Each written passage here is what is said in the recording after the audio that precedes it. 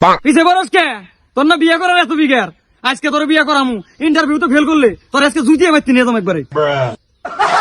আচ্ছা জামাই বাবাজি, তুমি যে বিয়ে করতে আইছো, হ্যাঁ, তোমারে 3টা প্রশ্ন করা হবে। তুমি যদি সঠিক উত্তর দিতে পারো তাহলে তোমার বিয়ে সক্ষম।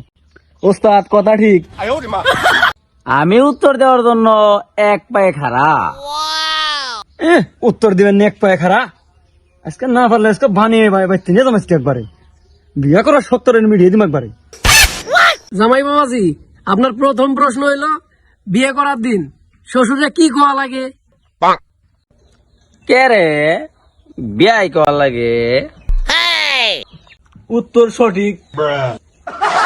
আচ্ছা জামাই বাবাজি, তোমার 2 নম্বর প্রশ্ন, বাসর ঘরে কি মারা লাগে?